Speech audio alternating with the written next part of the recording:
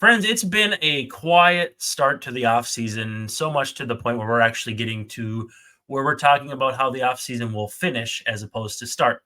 With that said, I had the idea to go into the lab and find some of the free agent signings that you have forgotten about, either because you chose to forget about or because they just didn't really make that much of a blip on your radar. So we're going to spend the next at least couple shows talking about some of these free agents that you do not have any recollection of the Twins signing. This is Locked On Twins. You are Locked On Twins, your daily Minnesota Twins podcast, part of the Locked On Podcast Network, your team every day.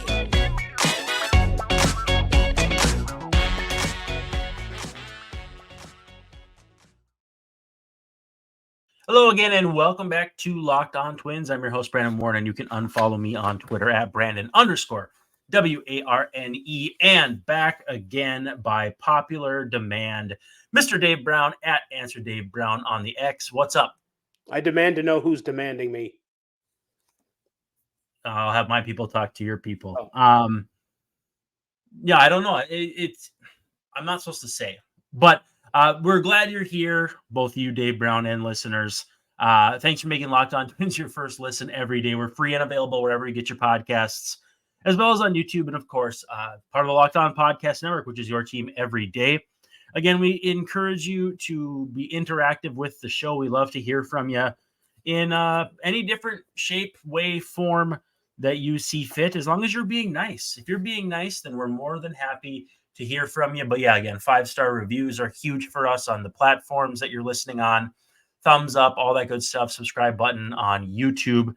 Today's episode is brought to you by Gametime. Download the Gametime app, create an account, and use code Locked On, all one word, all in caps, for $20 off your first purchase. So Dave Brown, I told you what my idea was, and it was, let's just talk about free agents that people have little to no recollection of the Twins signing. Now, I'm not saying it's necessarily Josh Donaldson, where, yes, you remember it, but you wish you didn't, or any number of other things. It was just kind of like, I don't know. I went to 1987 because, I don't know. I mean, it's kind of...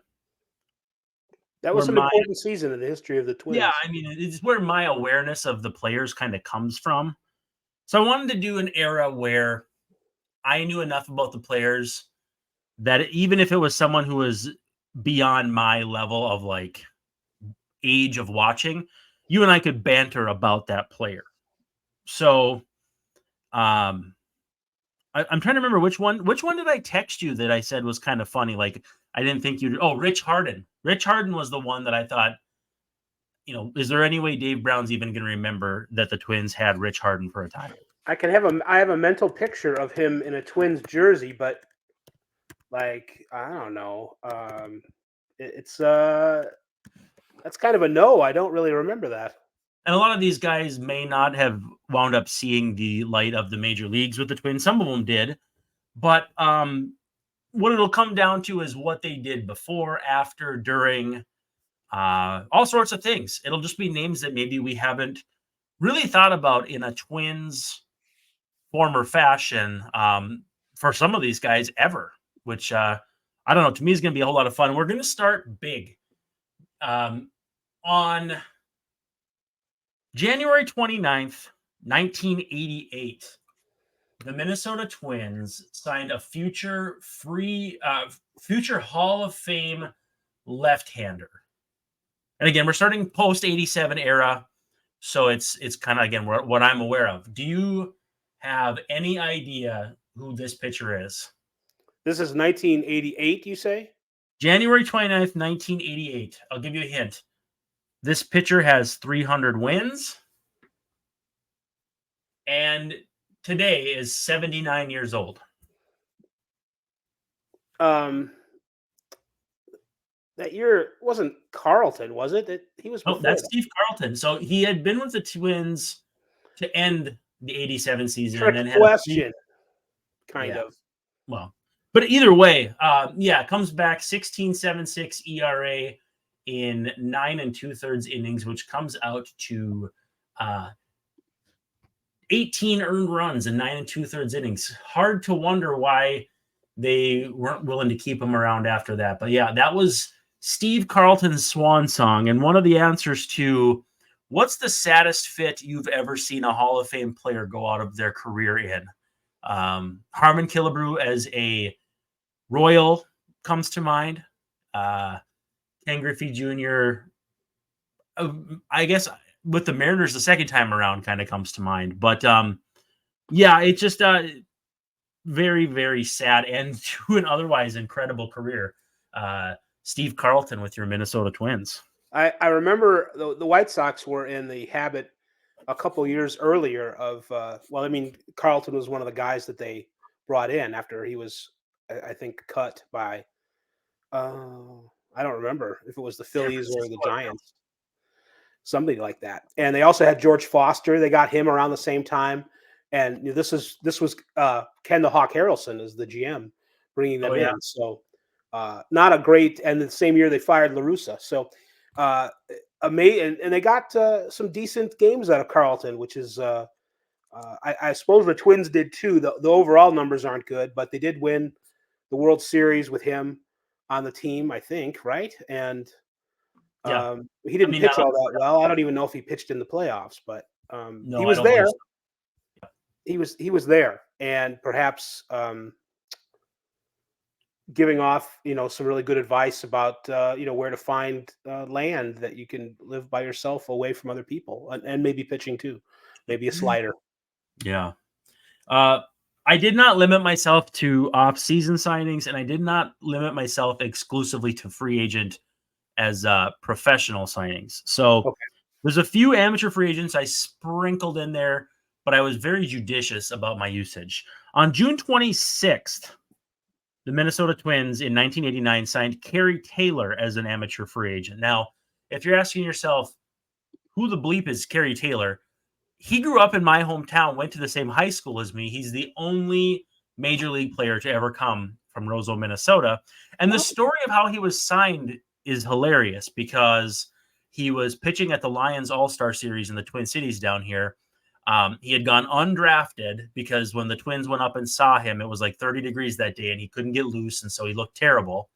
Comes down in June, pitches in the Lions series. And I was told Terry Ryan was in person there, seeing it happening, freaking out and trying to get him signed on the spot, thinking, man, we missed on a kid from here. We cannot let another scout, because it would be a Milwaukee scout, Chicago, whatever. Right. And so, yeah, that's the story of how the only big leaguer from Roseville, Minnesota became a professional. He wasn't drafted. He was signed. And he became a big leaguer. He was Rule 5'd away from the Twins in 93 by the Padres. And so he played for the Padres in 93 and 94. And that was it. But he's got some fun stories, like he played with Tony Gwynn and Gary Sheffield back then. And he went over and played overseas and was kind of explaining to me how you kind of get the cold shoulder sometimes as an American because you're taking a roster spot from a countryman. Right. He had a lot of good stories, but not before he struck me out on 3 pitches in 2008, 8 years after he'd played professionally. He just came back for the alumni game and struck me out with absolutely no effort put forth. So maybe not a cool story to anybody else, but I don't know. I grew up in the same town as a big leaguer, and to me, that's kind of cool. Well, you mentioned Steve Carlton and other players going out, kind of with a thud on their careers. But if you count this alumni game, it sounds like he went out on a good note. And you can sort of tell some things by a guy's transactions, and you mentioned that the Twins were afraid that he'd get away, and then, well, he did get away, and he did make a roster, a major league roster of a different team as a Rule 5. You can kind of tell that this guy's a fighter and a survivor, and you can, you've had a chance to talk to him about it, so that's kind of cool. Yeah. It's that's a neat. That's definitely a guy I don't remember with the Twins, mostly because he spent the time as a minor leaguer. But it's cool that somebody remembers him. Yeah, for sure. He actually, there was a card shop in town. He came back and signed cards, and that was just before my awareness of baseball. I would say Mhm. like 93 was my first year, and I think he was signing in 92 or 91. He hadn't been a pro for very long. But yeah, it was kind of cool as a 7, 8-year-old kid to know that someone from your town was in the major leagues, even as a mop up guy or For whatever. sure. Let's take a quick second, talk about our friends at Game Time, and then come home and really see how far we can get down this list that's about 5 pages long. But first, a word from Game Time. So, Dave Brown, you ever have a time when you're looking for tickets and just, you don't know where to go, or you don't know if you're going to go somewhere where there's a bunch of fees and all that stuff? Like, the first place I would go to is Game Time. And if people are not aware, it's the Game Time app or gametime.co.co. So if you're looking for tickets, you're just having a frustrating experience, you don't have to worry at all. You can browse through the Game Time app. You can look at different events, either in the Twin Cities or wherever you're at, and it lays it out perfectly. They give you all different kinds of options for where you want to sit, how much you want to spend, and that sort of thing. They'll let you kind of get a view for where you're going to be at. I actually did that for a show, and it couldn't have been any better. But it's the only ticketing app that gives you complete peace of mind with your purchase. You can not only, like I said, see the view, but you know exactly what to do when you get there. The all-in price shows you the total up front, so there's no tricky fees at the end. 2 taps and you're done. And they even have tickets up to an hour after the event starts, so you can get in while the getting's good. And the zone deal gives you the best seats for your money. And the Game Time guarantee is probably my favorite part. You always get the best price. And if you find the tickets that you have in the same section and row for less elsewhere, Game Time will credit you 110% of the difference. So take the ticket buying guesswork out of the equation. Download the Game Time app, create an account, and use code LOCKEDON for $20 off your first purchase. Terms do apply, but again, create an account and redeem code LOCKEDON for $20 off. Download Game Time today. Last minute tickets, lowest price guaranteed. Now, I know Dave Brown's about to go find some tickets here, but first, we have some more work to do. We only got through 2 signings in the first segment. I don't know how I feel about that. February 28th, 1990, the Twins signed a left-handed pitcher about 6'7", 230 pounds, career WAR of 41.9. He was a 5th place Cy Young finisher in 1977. And 177 career wins. He lasted exactly 34 games with the Twins before they flipped him. Let's see, where do they send him? I want to make sure I get that right. To the Blue Jays. Do you have any idea who I'm talking about? I'm cheating. I'm looking. It's not. No, I don't know. Jeff Zahn? No, John Candelaria. Oh, that's right. I thought. Okay, I misheard what you said. I remember them bringing him aboard. He was a guy that people would bring in late. He went to the Angels at one time, and who's Expos. Yes, and we're competing for a thing. We know this guy won the World Series with the Pirates in '79. Let's bring in Candelaria. Won 20 games as a 23-year-old in 1977. So, never really got back to that level again. But, I wonder in that era if, how that was viewed as a signing, because it's so weird. Obviously not in the Twitter era or anything. This would be probably decried as like a cheap, trying to get lightning in a bottle from a guy who used to be good kind of signing. And honestly, he was pretty solid. Too many homers, but nice year. The kind of free agent that would probably be more exciting than Twins fans would give credit for. Well, I see traded by the Twins to the Blue Jays for Nelson Liriano, an infielder I remember somewhat fondly, and Pedro Munoz, one of my odd favorite Twins of all time, just a right-handed power hitter, didn't walk enough, didn't hit enough home runs, but I liked Pedro Munoz. He had terrible knees, as I recall. Do you know his claim to fame? What is it? Hitting a walk-off home run in like the 22nd or 23rd inning against the, I think it was Cleveland, if I'm not mistaken. But like the game went until, I don't know, 1, 2 a.m. And I actually got to talk to Tom Kelly in the press box at Target Field about it. And he remembered it a little differently than I did. He thought it was a day game for some reason, which it wasn't. But he was trying to tell me that like it was a day game and it took forever and whatnot. But we still kind of reminisced about it because he said, "Oh, Petey Munoz won the game for us," and he definitely remembered that. So that's my favorite Pedro Munoz story. Always a player who we really enjoyed though as kids watching play. He was a guy that if you played the right kind of fantasy league, he wasn't a guy that you had on your team all year, but he was a replacement level slightly above. It's a guy you'd pick up on waivers or for hot streaks or whatever while you found some other outfielder. So Like he was a guy that you had on your team, just maybe not all year. Yeah, and maybe if you were I can't pay a higher compliment. AL only. Yeah. That's what I would do probably if you get those AL only leagues where you got to stick to like fifth outfielders and stuff. That would be for me. August 25th, 1990, the Twins signed Corey Lytle as an amateur free agent. A lot of these are coming across to me as I was researching and like not remembering them fully that they were a thing. It's obviously hard to remember guys when it's like a spring training thing or they just go to the minors or it doesn't work out or whatever. It's or he's just traded so fast that he never, or doesn't come up to the high minors and comes up to the team. It's just very, and it's like, wow, that guy was on the Twins. I don't think I have any memory of that at all. Well, and so he was 18 at the time, so it would have been as an undrafted free agent, and so that's why. But obviously more well known for crashing his plane and passing away in New York. Post 9/11 scared the hell out of everybody. I remember when it happened on Twitter. And 10/11. Wow. Instead of 9/11, it was 10/11/2006. So it was like right when Twitter was just starting up. Right.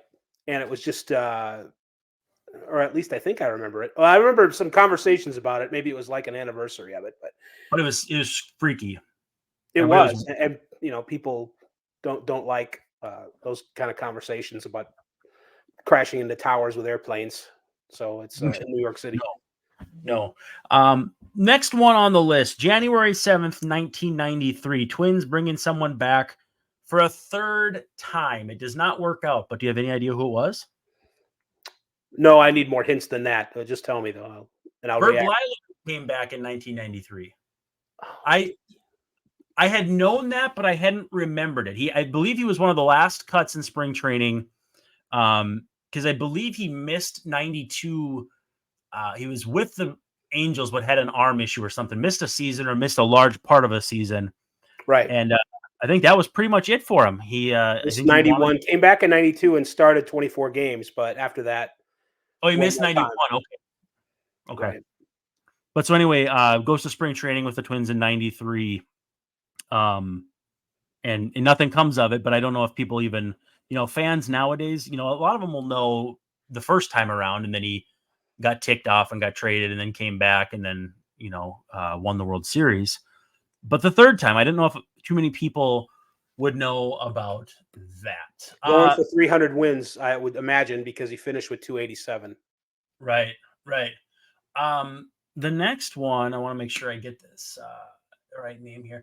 On April 5th of that year, the Twins signed Steve Ontiveros as a free agent. Now, Steve Ontiveros, to the average listener, probably whatever, no big deal. But, just as people who watched baseball in the 90s, late 80s, etc., you'd at least know who Steve Ontiveros was. 660 plus big league innings.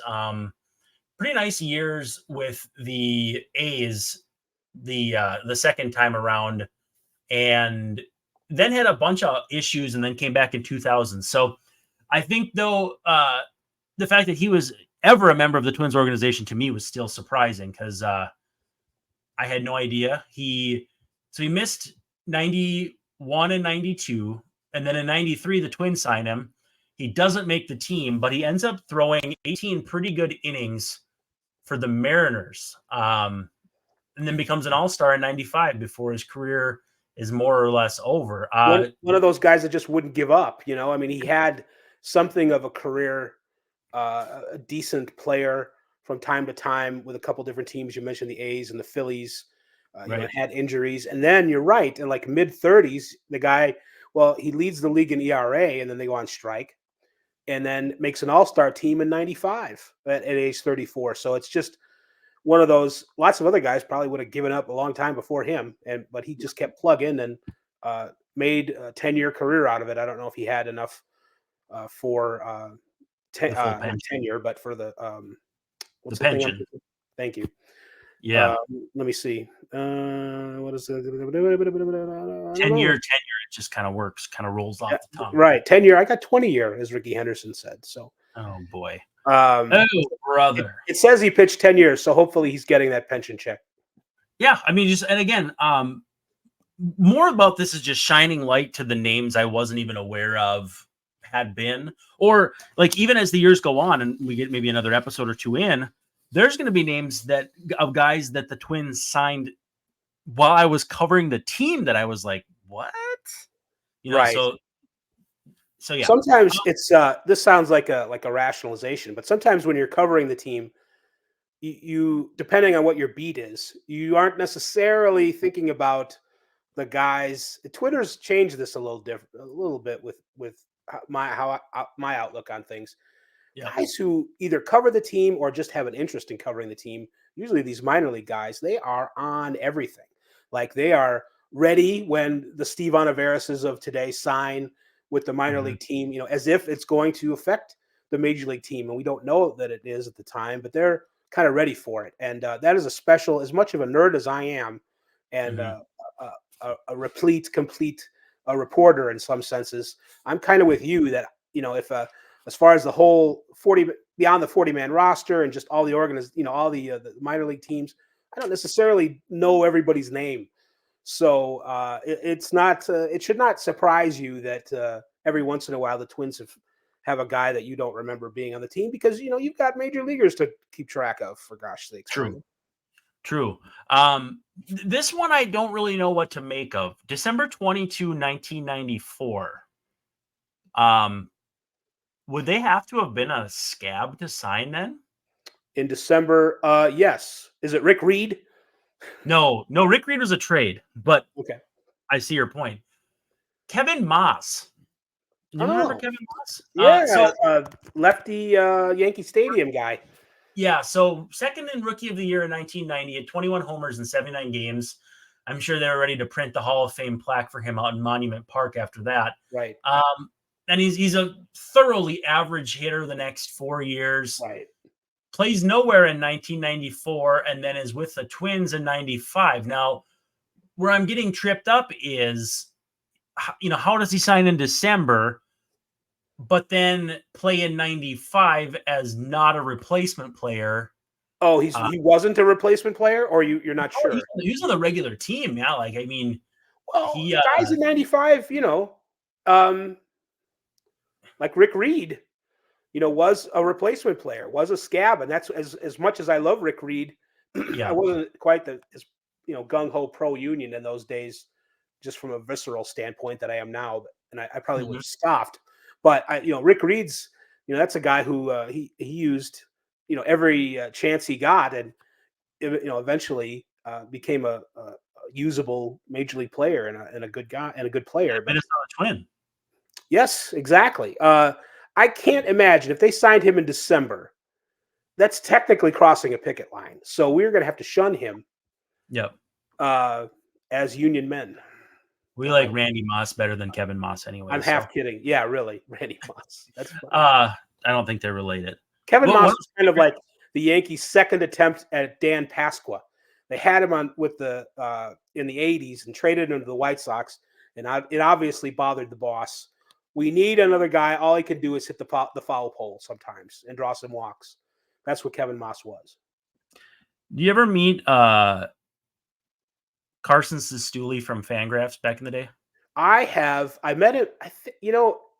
I've talked to him. I think I did meet him once, and I know that we follow each other on Twitter, and I definitely read him, and just one of the funniest guys. And he's in some team's front office now, is he not? Yeah, I don't remember where Toronto maybe. Yeah, that sounds about right. But he had this joke. The one time I was around him was at Fangraphs, Arizona, and I'm getting off subject here, but It's what we do. he Best. tried to compare two players who had like Billy Bean and Billy Bean, one that was Bane and Baean, two guys who played in the big leagues. And he made a comparison like that, and somebody said, "You idiot! Their last names aren't even spelled the same." And he goes, "Yeah, well, Emilio Estevez and Charlie Sheen are brothers too, and their names aren't even close, you moron." And like he had it like that, and it was like he's such an absurdist, like funny person.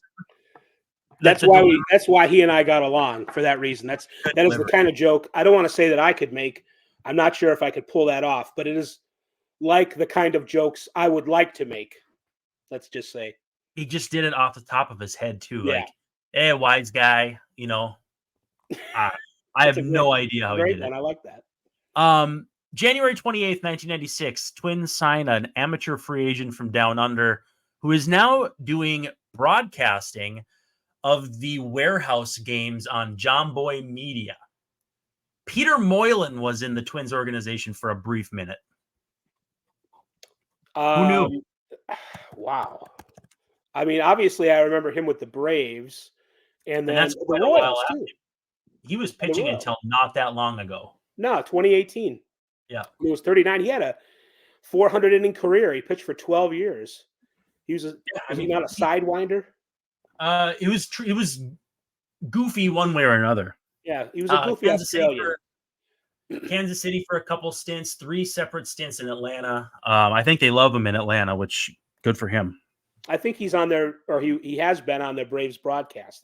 They change their guys out sometimes, but I remember him within the last few years being on there, maybe their post game, pre-game kind of package. So he's a guy that they, like you said, they love him down there. So when was this with the he started out with the Twins.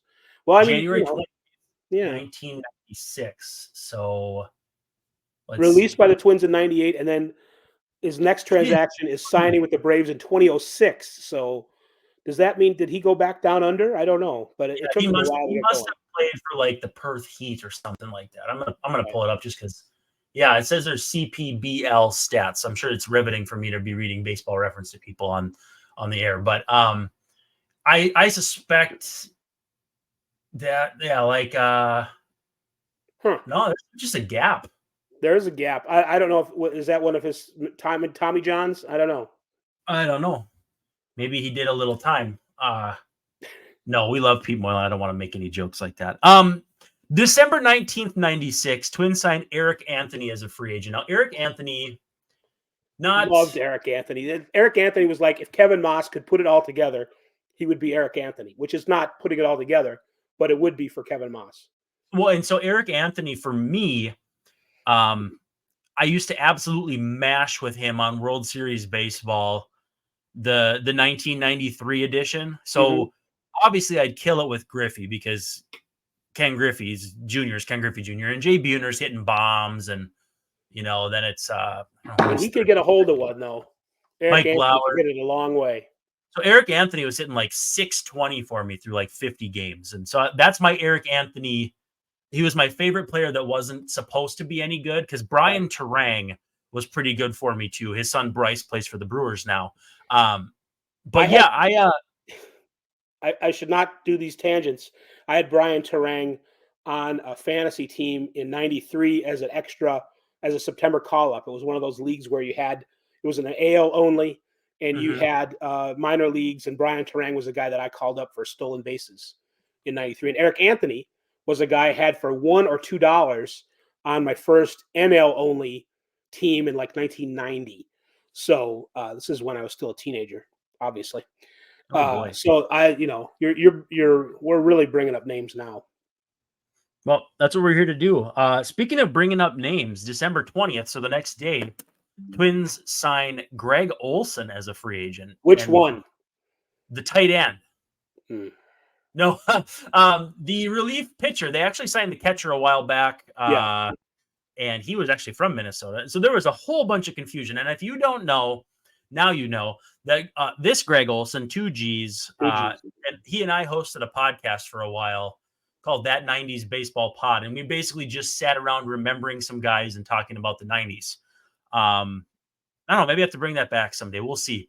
But Greg Olson, his time with the Twins, I always joke with him, was about a half an hour. But they tried to talk him into changing something with his motion. He'd been hurt trying to get that curveball back, whatever, and it didn't last very long. But his favorite story was that Tom Kelly came through the clubhouse door all wrapped up. I think Kelly was left-handed, if I remember correctly, but I'm not certain about that. Oh, wow. Either way, he was all wrapped up from having thrown batting practice, and Ole had kind of a crack for him, like, oh, how you feeling, whatever. And like Kelly just shot him a glance, and he's like, that's not good. That's the guy you don't want to get mad at you in the Twins organization in the late 90s, because he's basically the only one left.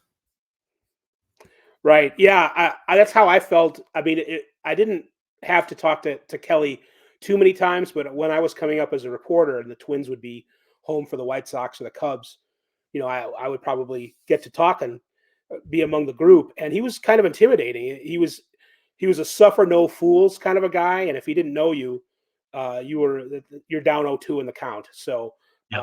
But I overall, Tom Kelly's reputation was one as being very dryly funny, and Yep. But still, he was kind of scary to me, sort of like Buck Showalter. 2 TK stories. In the history of that 90s baseball podcast, we had one guest who could not do the phone call over a cell phone because they did not have a cell phone, and that was Tom Kelly. That's and he awesome. gave us an hour of gold.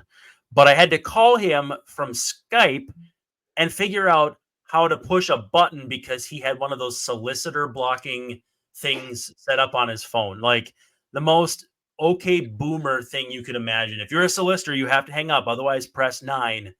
And on Skype, I was trying to figure out how to get the little thing back with the numbers. I was losing it because here's the other thing. Like you said, he suffers no fools. I'm not getting that second phone call. You know what I mean? If I make a phone call and he picks up and nobody's there, I think you're done. I think you're finished. It doesn't matter that the guy that's on your show pitched for him. So that was an intimidating situation. And you pulled this off and you still did the interview? Yeah. And then the other one was, so you've been in countless media scrums, I'm sure. And there's always like the TV sports guy or some fill-in who's always trying to ask questions that you're just like, who is this guy, right? Well, so the vibe is decidedly different before and after games. And it took me a minute to figure that out back when I was very first. Like, guys just want to get out of there after the game, so don't try to write a feature, But so anyhow, focus on the game. We're not really looking forward to tomorrow until tomorrow. And the guy goes, coach? No. And the second he said coach, like that's when I think the trigger just tripped in TK. And he goes, coach, you got a big game tomorrow. What's the game plan to get a victory? And like anybody who knows anything about baseball, like that's not a thing, Don't you call him want to win, but you're only as good as tomorrow's starter, blah, blah, blah. There's a whole bunch of cliches that would have that guy covered, none of which would matter. But so TK kind of just looks at him. He goes, well, gonna go home. Good night of sleep. Got a bed. Put on our baseball shoes. Like he just goes down this list. We're gonna give it our best. See what happens. And like he just verbally destroyed this person without raising his voice, without swearing, without saying anything about the guy. Just he had to know that what he asked was okay. Yeah, dude, come with better material to the set.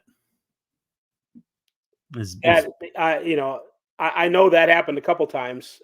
Maybe not with Tom Kelly, but when you drop coach on the manager, that's one battle that we'll never lose. I fear we're losing the locker room versus clubhouse thing. It used to be that you called that place a clubhouse. You did not call it a locker room. I'm not sure why everybody was so hard-assed about it, but now the words are completely interchangeable by people who work in the club. That's so dead. It's a clubhouse or a locker room now, and nobody gives a shit. Yeah, and it kills me.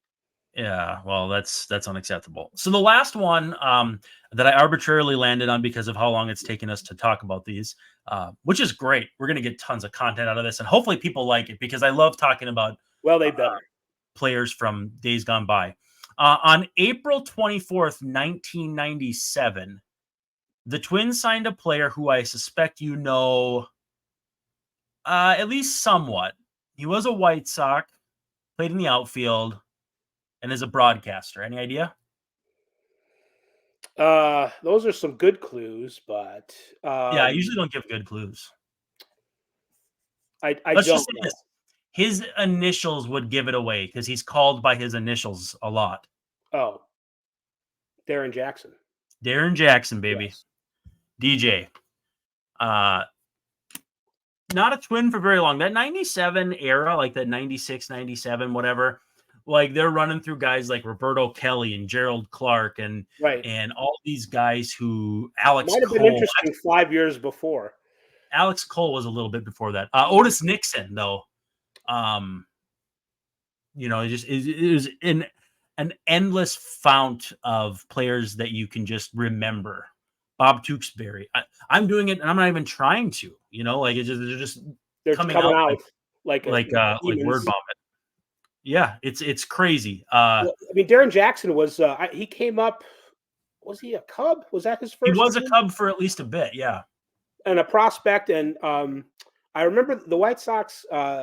They had a bunch of holes. They had holes in right field, like they had Sammy Sosa, and then they traded him, and then they had like holes because like they'd put Sean Abner out there, and they'd put I don't know, Mike. They ever tried Craig Grebeck out there? No, he had a good arm for an infielder, but he's more.